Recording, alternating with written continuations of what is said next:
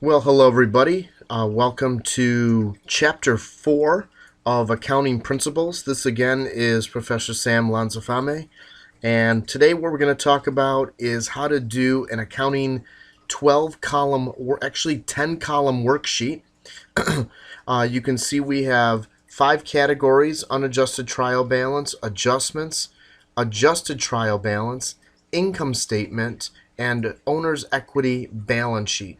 So 2 debits and credits for each. There's 5 categories. 2 times 5, we have 10 columns.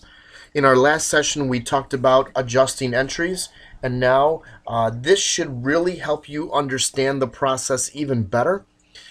Typically, worksheets are kind of like the accountant's scrap paper, although I bet, there's about a 50-50 split of accountants that use worksheets and maybe the other half doesn't use them, but it is something that you'll find to be a nice tool to help you learn your adjustments, and it gives you a sneak peek to your financial statements as well.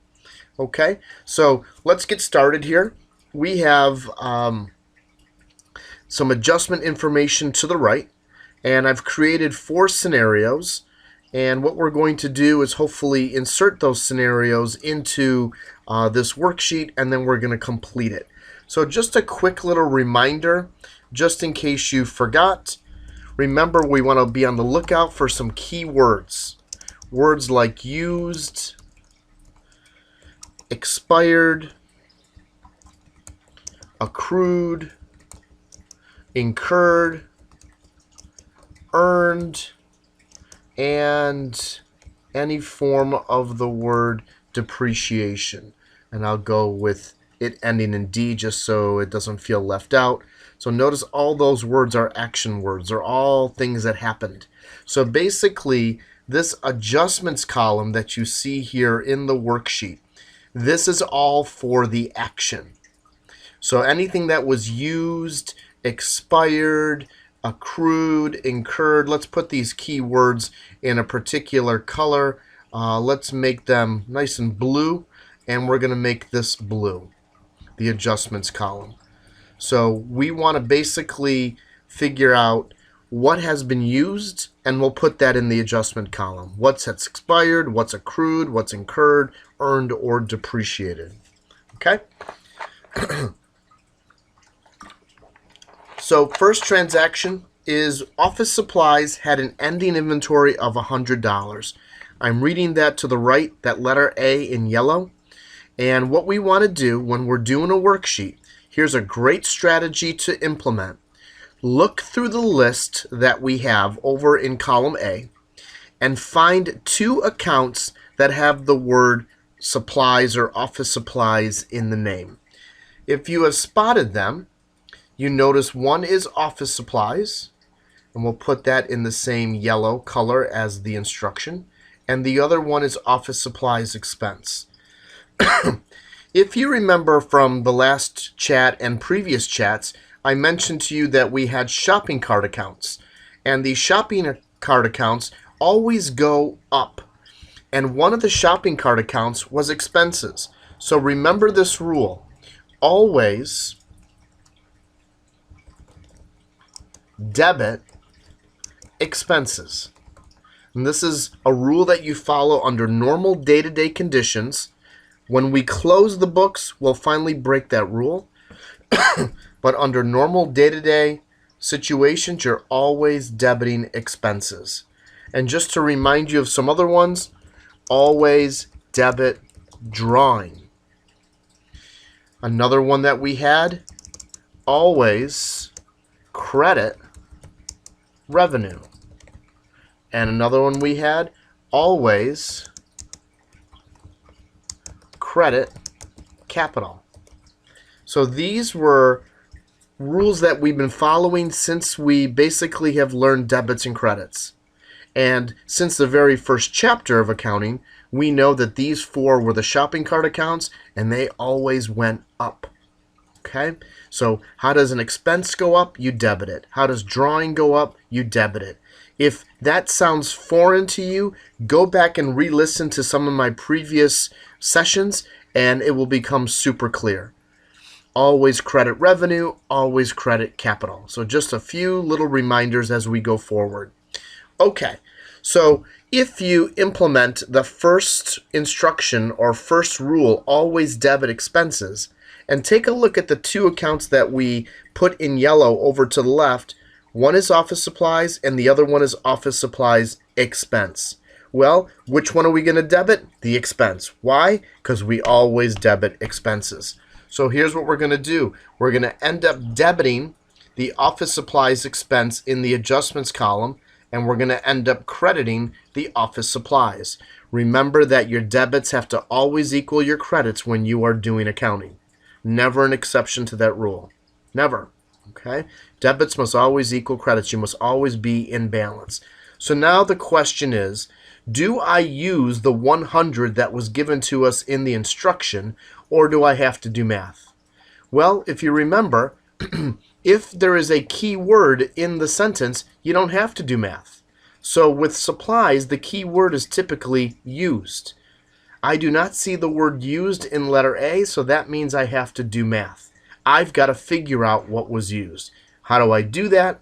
I take a look at the original amount in supplies. There was 400. And they're telling me I have 100 left. So basically for letter A, 400 minus the 100 is going to give us an adjustment, or what was used, of 300. So basically to do letter A, I went 400 beginning balance in supplies, and I subtracted the ending balance, the given ending balance in supplies of 100. So basically 400 minus 100. And that gave us 300. Okay? So what we're going to do is we're going to put that 300 as a debit to office supplies expense, and we're going to put 300 as a credit to office supplies.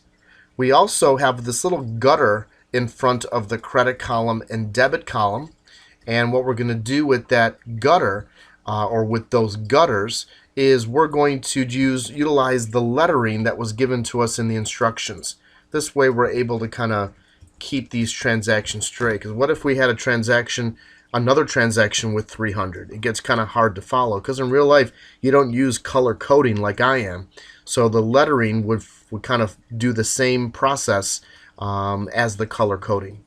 Okay, so we have debited office supplies expense and we have credited office supplies. Remember, there's always a key word in the debit and in the credit when you do adjusting entries. 9 out of 10 adjustments will follow that rule. Okay, let's go on to letter B. 1 month's insurance premium has expired. Ding, ding, ding, ding, ding. Keyword expired. So because that keyword is there, look at the number associated with it. That's the number that ends up in your adjusting entry. We don't have to do math. So if you see a keyword, no math involved. But in parentheses, I indicated to you where that 300 came from. The insurance was originally purchased for 900 and it was good for 3 months. 900 divided by 3, that's where the 300 came from. But I came out and told you 300 expired. So I made your life easier. Okay, so 300 is going to go in 2 locations under the adjustments. What we've got to do is figure out what 2 accounts are involved.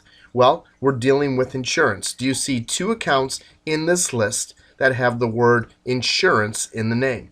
And if you look, here's prepaid insurance. We'll make that the same color as the instruction.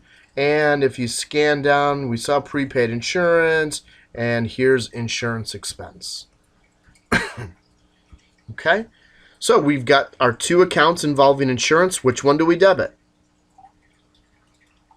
If you look at my rule at the very top of column N, or close to the column top, you will see always debit expenses. So that means of those 2, insurance expense is our automatic debit. Our prepaid insurance is the one going down. So we are going to debit insurance expense, and notice it's for 300. So it's a good thing we have this color coding, or we have these letters, because imagine if all these adjustments had 300, it would look like chaos.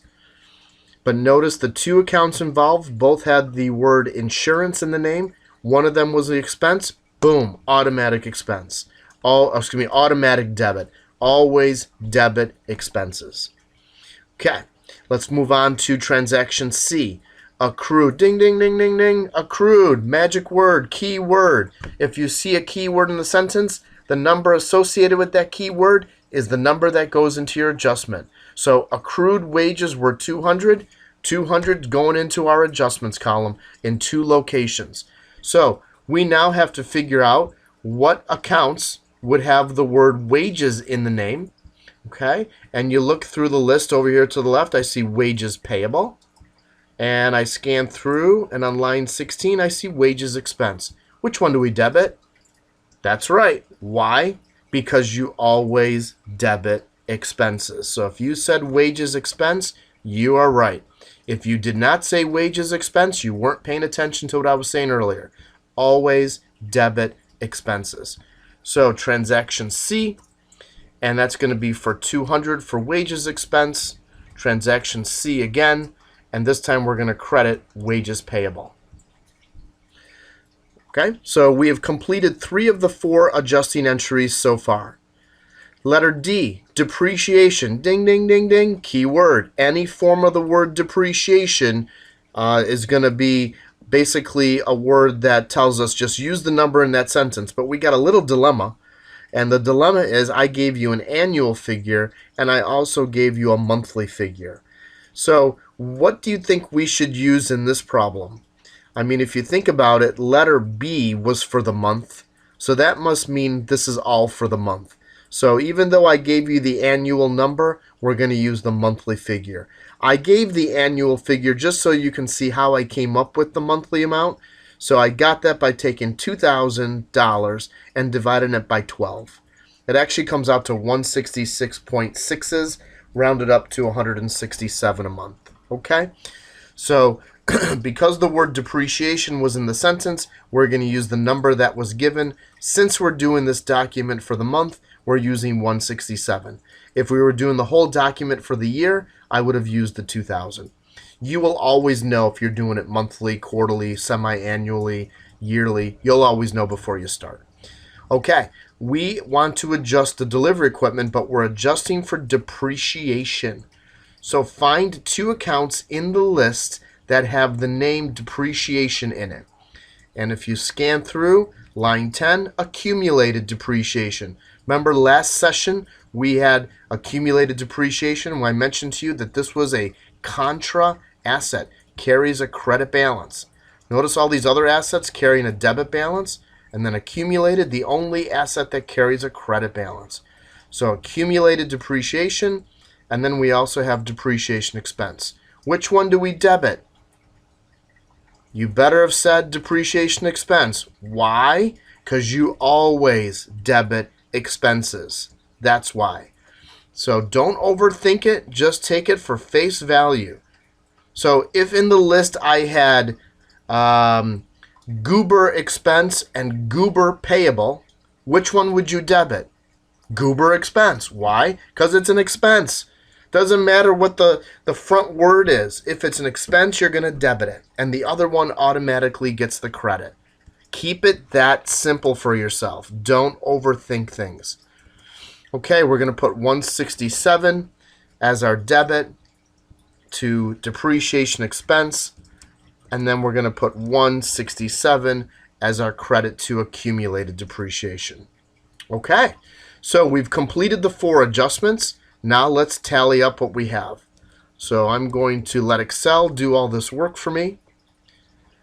And let's see what we get. I come up with 967 on the debit side.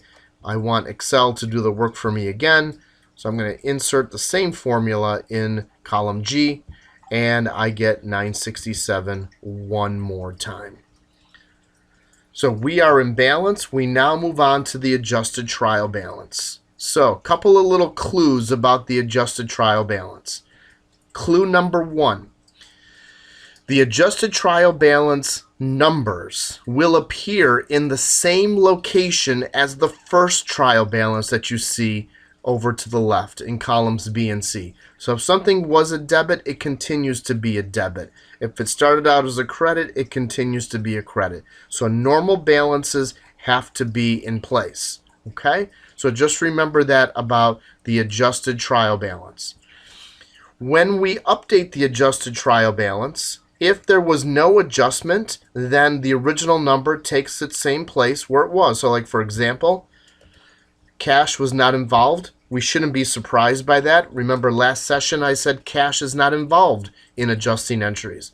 So if it was 2090 debit, it continues to be 2090 debit. Accounts receivable. Sometimes that account is involved in adjustments, but not today.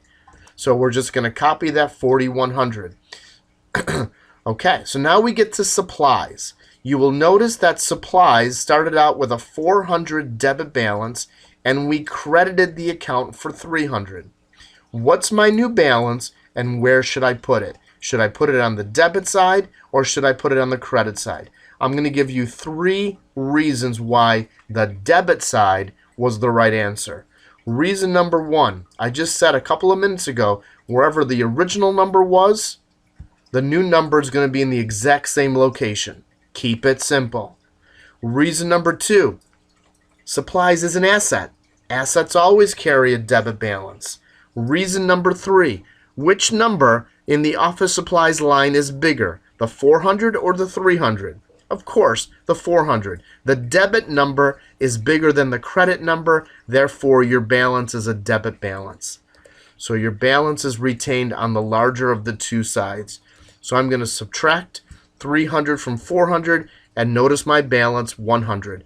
Let's go back and reread adjustment A. Office supplies had an ending inventory of 100. And we do. We now show that. So remember, the unadjusted column is what you started with. The adjusted column is what you end with. The adjustments is what happened, what was used, what was expired, what was accrued, incurred, earned, or depreciated. Okay? Prepaid insurance is next. You tell me what to do. Hopefully, you're saying to yourself, hey, the balance should be 600 debit. And if you said that, you are correct. Remember something that I shared with you in a previous chat, or excuse me, in a previous session, and that is opposites subtract. Remember, we have a debit and we have a credit. When you have opposites, you subtract to get your new balance. If these had been the same, like a debit and a debit, then I would have added. If they had been the same where I had a credit and a credit, I would have added to get an even bigger credit. But I have a debit and a credit, opposites subtract. It's the old accounting Valentine's Day. Opposites subtract. Yeah, we know it's attract, but in the accounting world, it's subtract. Okay, delivery equipment, no change. Accumulated depreciation started at 0 credit, and then it has a 167 credit. Credit, we add. So even though the math is quite simple in this case, if I had some other number other than 0, I would be adding that number to the 167. Accounts payable, no change. It remains 3575 credit. Wages payable, we started out 0 credit, and we credited for 200. New balance is 200 credit. Common stock stays the same at 7,000.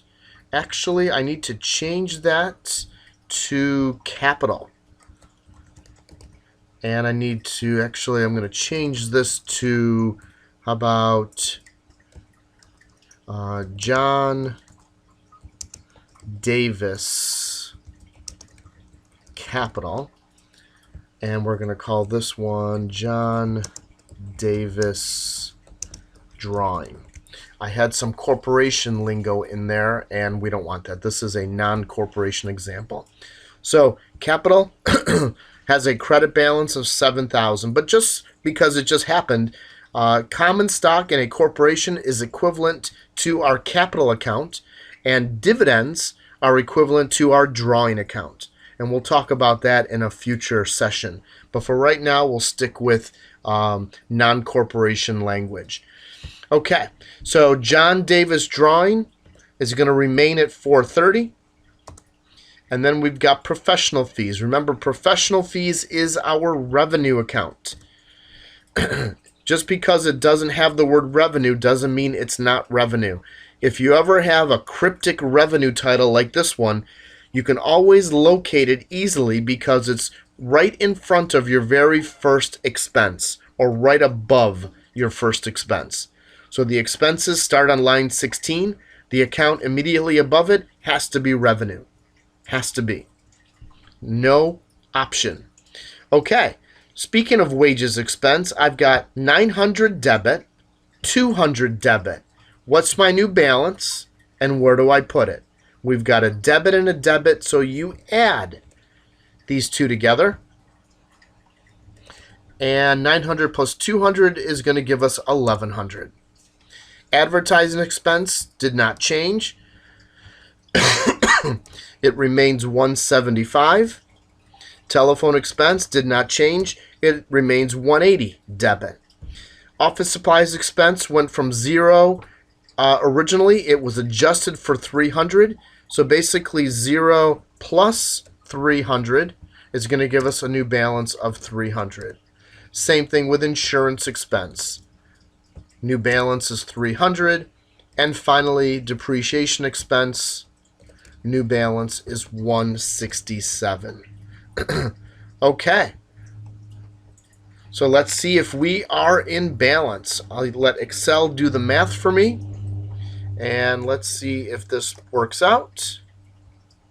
And dun, dun, dun, dun, dun, we are in balance. You will notice that we have 17,542 on the debit side and 17,542 on the credit side. Looking pretty good. If you were with me here live, I would ask you if you had any questions, but unfortunately we don't have that luxury, but I'm going to assume you guys are getting this. Okay. What I'm going to do now is I'm going to color code some of these accounts. All right, I'm going to put the revenue and the expenses in green. And I'm going to put everything else. Let's go with, what color haven't I really used? Let's go light blue. So I'm putting the revenues and expenses in green and everything else in blue. And the reason why I did that is because the ones in green will end up here in the income statement. And the ones in blue will end up in the owner's equity balance sheet. And literally copy paste where their location is. So I'm just going to do it with the colors only so you can see where the numbers will eventually go. So even without the numbers, I know exactly where those numbers will end up. Every single number in the adjusted trial balance has to end up either in the income statement or in the owner's equity balance sheet section. Okay? So now what we want to do is literally copy those numbers over. So we want to bring them over to their final resting place, so to speak. So notice from previous sessions that we had, revenues and expenses go in the income statement. So nothing new right now. Nothing new at all. Okay. I'm going to add these up, and you're going to see we have a little glitch. And the glitch is, notice that we don't balance. That is not supposed to balance initially. So right now, our income statement is $6,600 in revenue, $2,222 in expenses. So the purpose of an income statement, if you recall, is to determine net income or net loss. So right now, our revenue is greater than our expenses. So let's see how much we're off by, because the amount we're off by will be the amount of net income. And you'll notice that the net income is $43.78. Let me just verify that when I re-add these two numbers together, that it does actually equal the other side, and it does. So notice that we do end up equaling after all, because I retouched that 4378 to the smaller side. Okay? So now that we go to do the owner's equity balance sheet, I want to let you know this is not a pure balance sheet. It's a mixture between equity and balance sheet. So it's not going to balance initially, just like the income statement didn't balance initially. But let me copy over the numbers exactly as I see them in the adjusted trial balance. Nothing fancy, I'm just copying. If you can copy, you can do this step.